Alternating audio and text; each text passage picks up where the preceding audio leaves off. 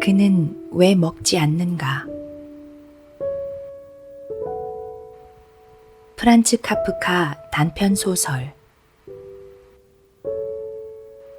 단식 광대.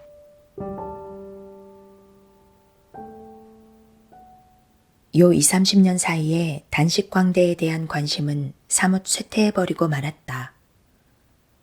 그런 흥행을 대대적으로 벌이면 예전에는 수입이 좋았는데 오늘날에는 전혀 그렇지 않다. 시대가 달라졌다. 당시에는 온 마을의 관심이 단식 광대에게 집중되어 있었다. 단식날에는 관심이 더욱 높아져서 모든 사람이 적어도 하루에 한 번은 단식 광대를 보려고 들었다. 마지막이 가까워옴에 따라 창살이 붙은 조그만 우리 앞에 앉아서 구경을 하려는 예약 손님도 있었다. 밤에도 쇼가 열렸고 효과를 높이기 위해 횃불이 사용되었다. 날씨가 좋은 날은 건물 밖으로 우리가 옮겨졌는데 그때의 구경꾼은 주로 아이들이었다.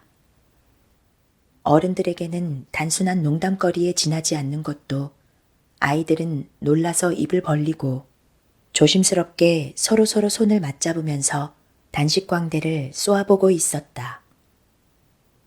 얼굴이 창백한 단식광대는 검정색 트리코를 입고 튀어나온 갈비뼈를 드러낸 채 바닥에 짚을 깔고 앉아서 한 차례 정중히 고개를 끄덕인 후 억지로 미소를 지으면서 질문에 대답한다. 그런 후 야윈 팔을 만져보게 하기 위해서 창살 밖으로 내밀었다. 그런 후 다시 골똘히 명상에 잠긴 채 아무한테도 신경을 쓰지 않았다. 우리 속에 유일한 세간인 시계의 제깍거리는 소리조차 개의치 않고 거의 감은 눈으로 앞만 보며 가끔 아주 작은 컵 속의 물을 핥아 입술을 축이는 것이었다. 들락날락 바뀌는 구경꾼 외에 일반인 중에서 뽑힌 감시인들도 있었다.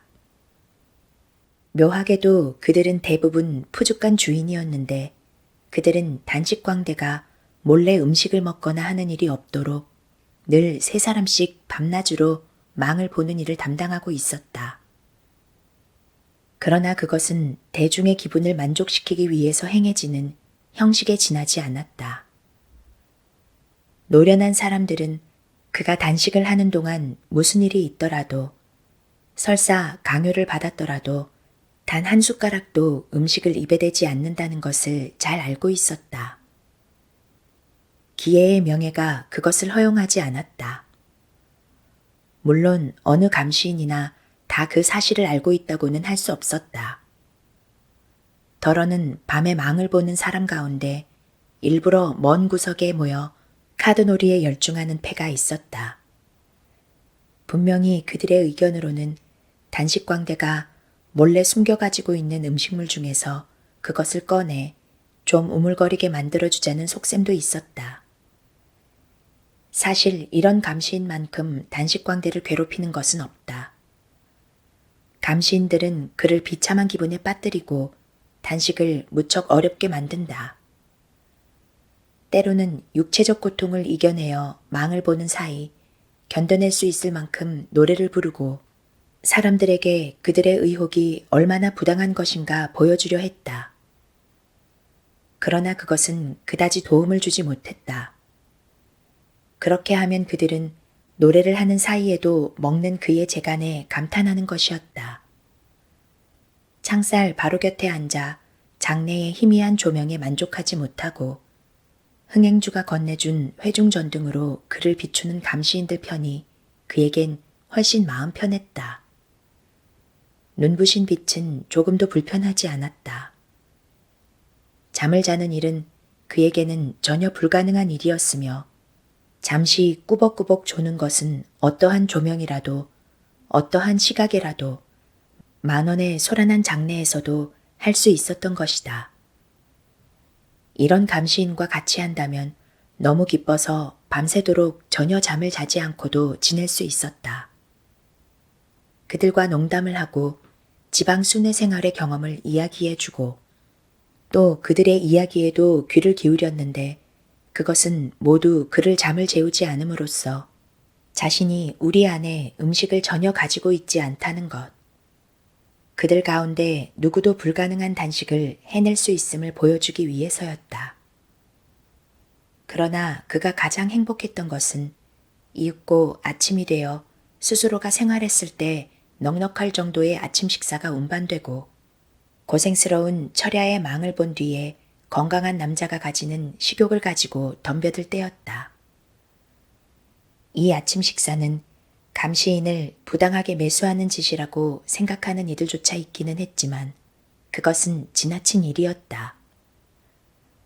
그런 사람들에게 망을 보기 위해서 아침 식사 없는 철야당번을 하겠느냐고 물으면 슬그머니 꽁무니를 빼었지만 그래도 의심하는 일은 그만두지 않았다. 물론 이것은 단식과는 전혀 분리할 수 없는 의혹의 하나였다. 누구든지 매일 밤 단식광대 곁에서 쉬지 않고 망을 보게 하며 지내게 할 수는 없었다. 그러니까 누구도 진실로 쉴 새 없이 단식이 행해지고 있는지 자기 눈으로 확인할 수는 없었다.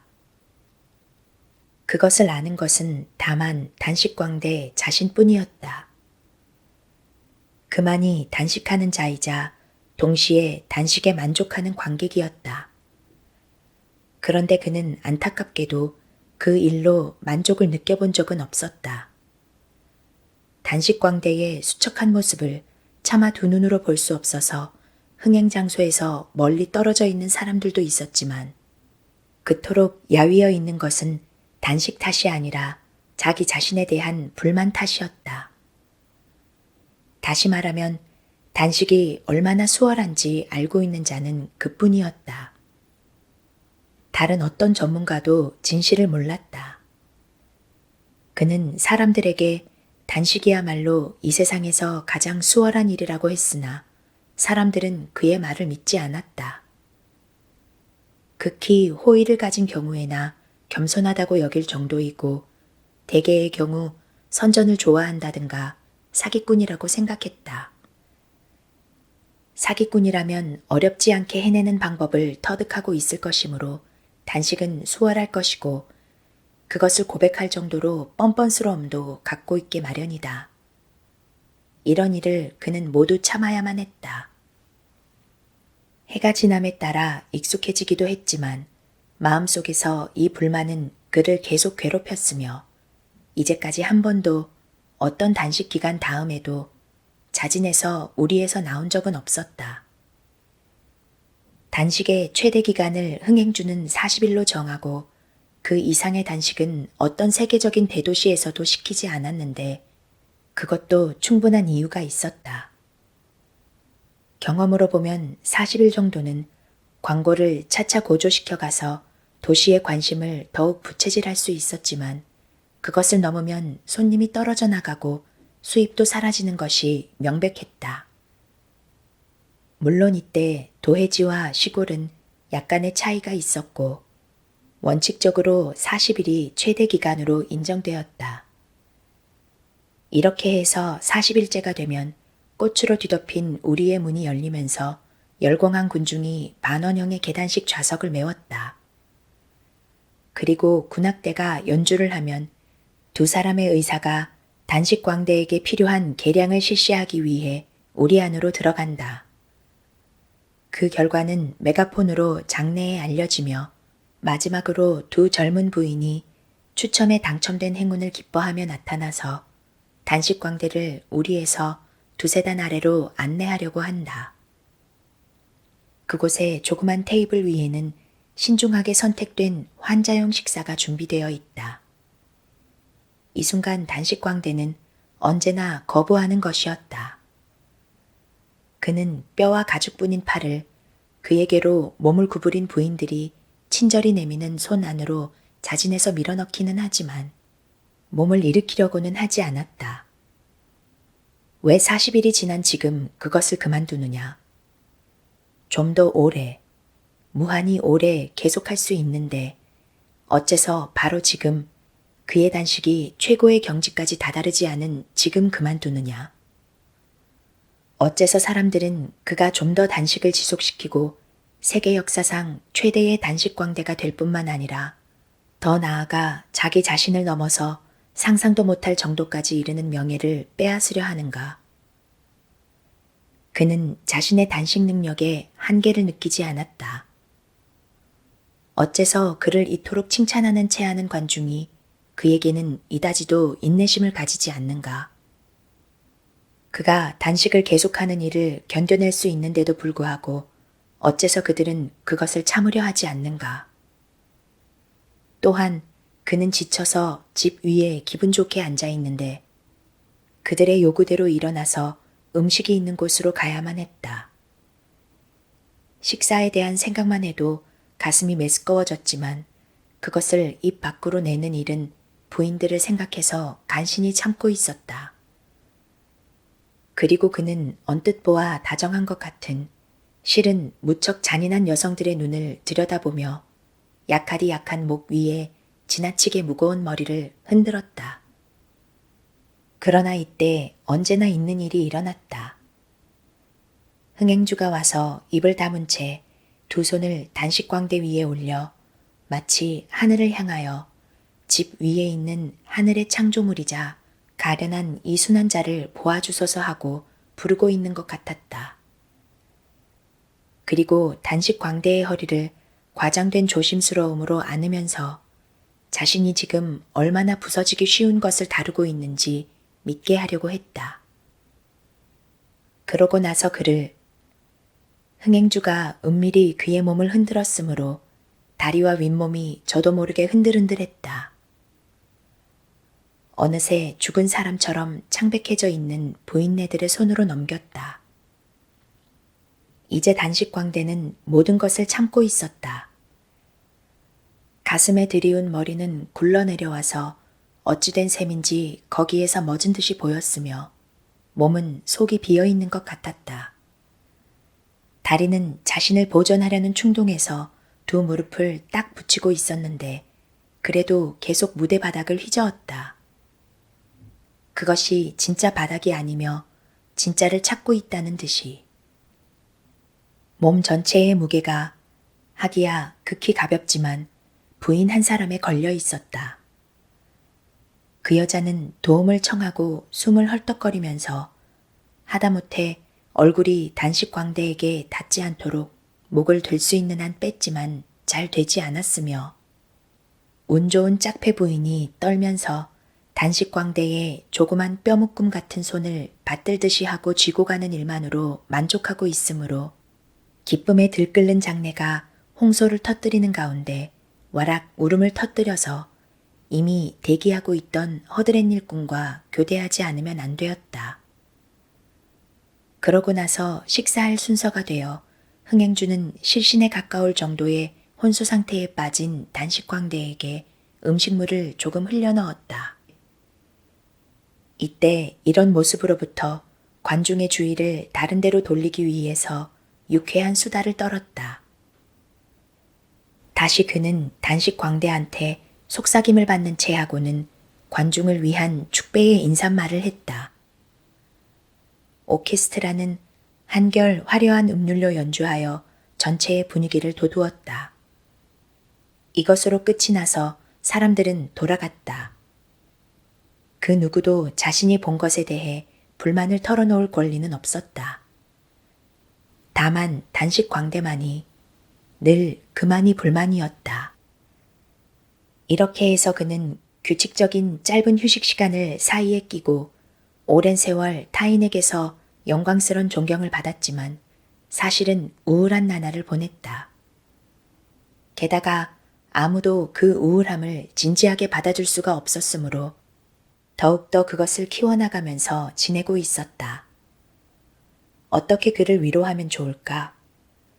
그에게 뭔가를 해주는 방법이 없을까? 친절한 사나이가 있어서 그를 가엾게 여기고 그의 슬픔은 아마 단식 때문이라고 하면 단식이 어지간히 진행되고 있을 무렵에는 특히 격렬한 분노로 흥분하여 짐승처럼 창살을 덜컥덜컥 뒤흔들어서 모든 사람을 겁나게 만드는 것이었다. 그러나 이런 때 흥행주가 곧잘 쓰는 처벌의 수단이 있었다. 그는 모여있는 관중들에게 단식광대의 난폭한 거동을 사과하고 단식 때문에 생기는 배부른 인간에게는 금세 이해가 가지 않는 초조로움만이 그의 거동을 관대하게 보아 넘길 수 있는 것으로 만든다는 사실을 인정한 다음 지금보다도 훨씬 오래 단식할 수 있을 것이라는 그의 주장도 같은 식으로 설명할 수 있는 것이라고 말하였다. 이 주장 속에는 분명히 숭고한 노력, 선의, 커다란 자기 부정이 내포되어 있다고 칭찬했다.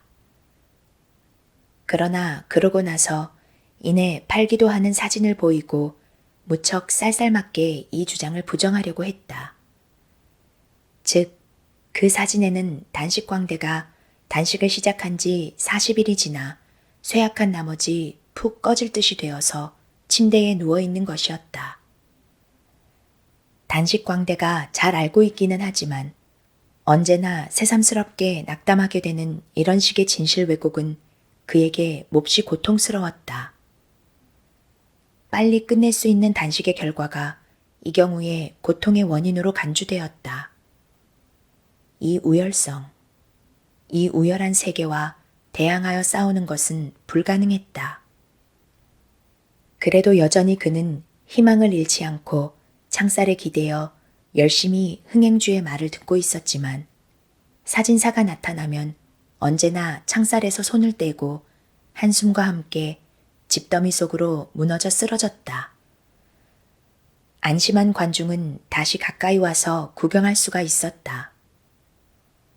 이런 장면을 본 사람들은 몇 년 후 그 일을 회상해 보면 종종 스스로도 영문을 모르게 되었다. 그동안 앞에서 말한 변화가 생겼다. 거의 갑자기 그것이 일어났다. 아무도 모르는 이유가 있었는지도 모르지만 그런 것을 캐려는 사람이 있을까? 어쨌든 어느 날 응석바지로 지내고 있던 단식광대는 오락을 좋아하는 대중이 자신을 떠나 다른 구경거리로 흘러가고 있음을 본 것이었다. 다시 한번 흥행주는 그를 데리고 유럽의 한복판을 돌아다녀 아직 어딘가에서 예전의 관심이 발견되지 않을까 생각했는데 모두 허사였다. 은밀하게 짝이라도 한 것처럼 순식간에 단식 구경거리에 혐오스러운 감정이 생겨나고 있었다. 물론 그것은 갑자기 그렇게 된 것은 아닐 것이다. 지금 와서 보면 정상에 있을 때 너무나 안이했고 본능을 억제하려고 하지 않았던 것들이 상기되었다. 그러나 이제 그것을 수습하기에는 너무 늦었다. 언젠가 다시 단식의 시대가 찾아올 것은 확실하겠지만 지금의 사람들에게는 위안이 되지 않았다. 그런데 단식광대는 어떻게 하면 좋을까? 수천 명의 사람들에게 둘러싸여 환호를 받던 그가 조그만 저잣거리의 구경꾼들에게 둘러싸여 있을 수는 없었다. 단식광대는 다른 직업을 택하기에는 너무 나이를 먹었다. 게다가 무엇보다도 단식에 너무 열중해 있었다. 이렇게 해서 그는 생애에 둘도 없는 짝패인 흥행주와 작별하고 커다란 서커스단에 고용되었다. 그는 자신의 명예가 손상되는 것이 두려워서 계약 조건은 전혀 보려고도 하지 않았다.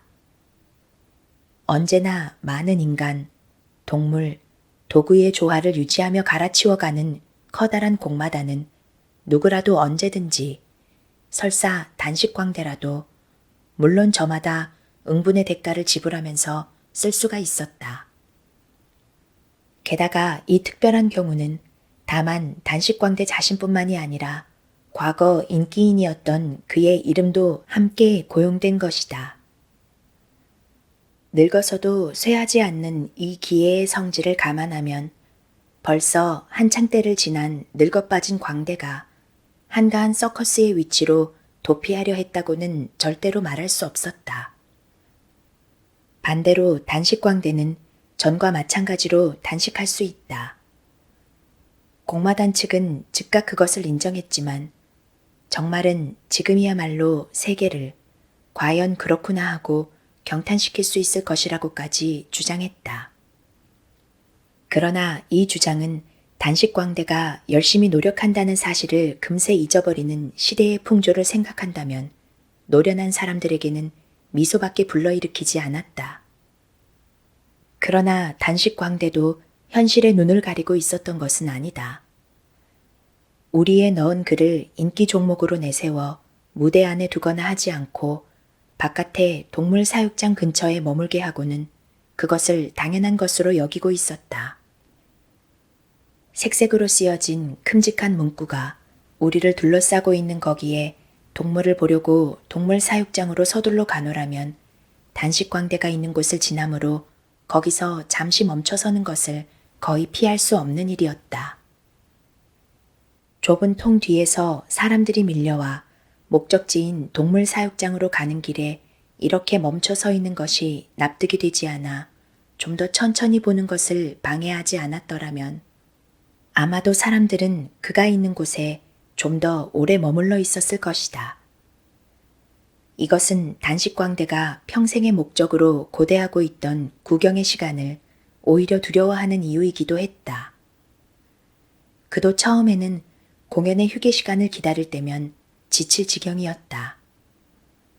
군중이 몰려오는 것을 보면 그는 신이 났지만 금세 아무리 완고하고 거의 의식해서 자신을 속인다 해도 경험에는 저항할 수 없었다.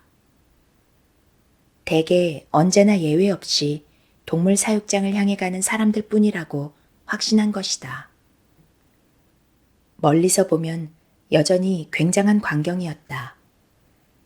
하지만 그가 있는 대로 가까이 오면 끊임없이 새로운 두 개의 무리가 생겨 하나는 그를 천천히 보려고 했다. 이는 이해를 해서가 아니라 호기심과 고집스런 기분에서인 것이었다. 다음 무리는 동물 사육장으로 빨리 가고 싶어서 이 두 무리의 고함 소리와 욕설 소리가 거칠게 소용돌이쳤다. 많은 사람들의 무리가 지나가고 나면 또다시 한 무리의 사람들이 왔다. 보고 싶다면 이제는 방해될 것이 없었지만 성큼성큼 거의 한눈도 팔지 않고 휙 지나가 어서 동물이 있는 곳으로 가려고 했다. 가끔 운이 좋을 때에는 아버지가 자식들을 데리고 와서 단식광대를 가리키며 저것이 어떤 것인지 자세히 설명하고 비슷하기는 하지만 비교도 안 될 만큼 대규모의 공연을 본 옛날 이야기를 하는 것이었다. 어린이들은 학교나 가정에서의 교육이 부족한 탓으로 무슨 소리인지 알아듣지 못하였다. 한데 그들에게 있어서 단식이란 무엇일까? 그런대로 살피듯 하는 반짝이는 눈 속에는 새로운 미래의 가장 혜택받은 시대의 무엇인가가 드러나 있었다. 그럴 때 광대는 곧잘 자신에게 말하는 것이었다. 그의 자리가 동물 사육장에서 이토록 가깝지 않다면 모든 일이 좀 더 잘 풀릴 것이다. 동물 사육장의 냄새, 밤새 내는 동물들의 시끄러움, 맹수를 위한 날고기의 운반, 먹이를 줄 때에 외치는 소리 등이 그의 마음을 몹시 상하게 하고 죄게 하는 것은 둘째치고라도 사실 감독에게 말을 꺼낼 용기도 없었다. 어쨌든 동물 덕분에 많은 손님이 오는 것이고 그중 가끔 그를 위한 손님도 있었다. 만일 그가 자신의 존재를 상기시키려는 이유 때문에 더 정확하게 말하면 자기가 동물 사육장으로 가는 길에 장애물에 불과하다는 사실을 자각하게 만든다면 그를 어디에 밀어붙일지 몰랐다. 그는 점점 작아지는 장애물이었다. 이제 단식광대의 주의를 끌려는 별난 생각에 사람들은 익숙해졌다. 이 익숙해짐과 동시에 그에 대한 판결이 내려졌다. 그는 하고 싶은 대로 단식을 해도 좋다. 그리고 실제로 그는 그렇게 했다. 그러나 그는 더 이상 구제되지 않았다. 사람들은 그를 지나쳐가는 것이었다. 단식의 기회를 시험 삼아 설명해 보는 것이 좋다고? 느끼지 못하는 자에게 알게 하려고 해봤자 쓸데없는 짓이었다. 아름다운 안내 문구는 더러워져서 읽을 수 없게 되었다. 칠해낸 단식일의 숫자를 적은 펜은 처음에는 매일 정성 들여 갈아붙였지만 벌써 오래전부터 그대로였다. 이렇게 해서 단식광대는 전에 꿈꾼 대로 단식을 계속했다. 당시에 예언한 그대로 그는 수월하게 해냈다. 그러나 아무도 날짜의 수를 헤아리지는 않았다.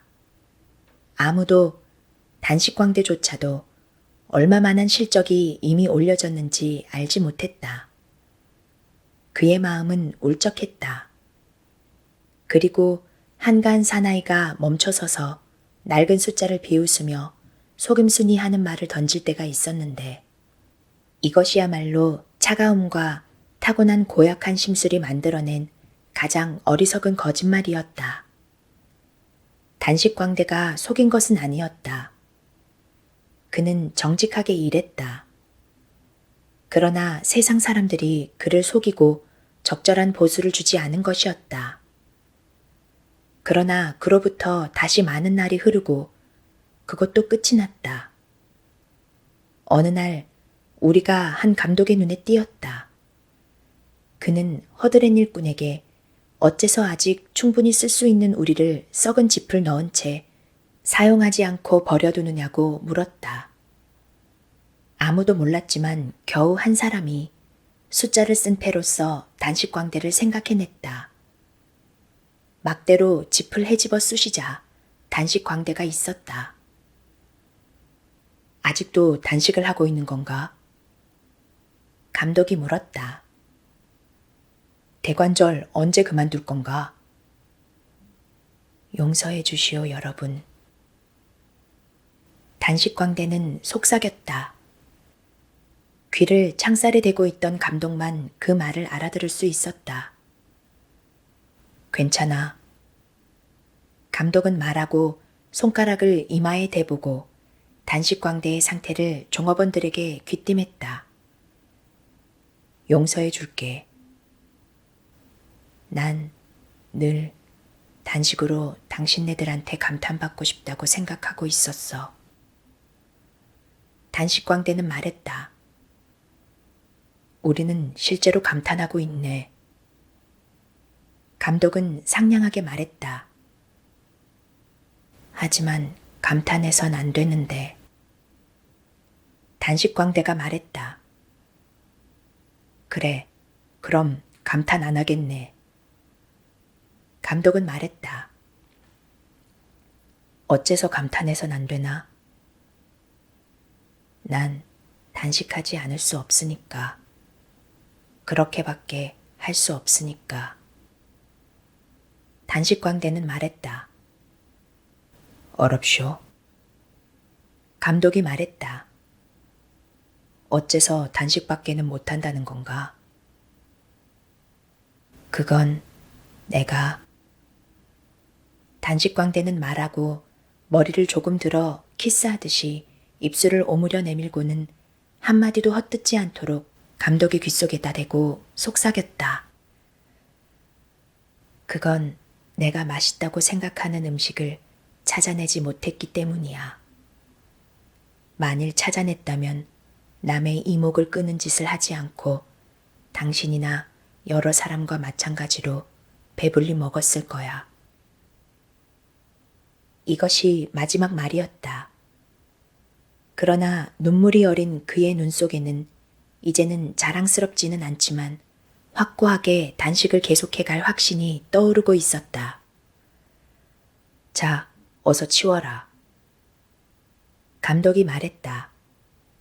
단식광대는 집과 함께 묻혔다. 우리 애는 한 마리의 젊은 표범이 넣어졌다. 그토록 오랫동안 황폐해 있던 우리 안을 이 맹수가 움직여 돌아다니는 것을 보는 일은 아무리 신경이 둔한 자에게도 구미가 동하는 일이었다. 표범은 아무것도 부족한 것이 없었다. 그가 좋아하는 음식을 사육당번은 부지런히 날라왔다.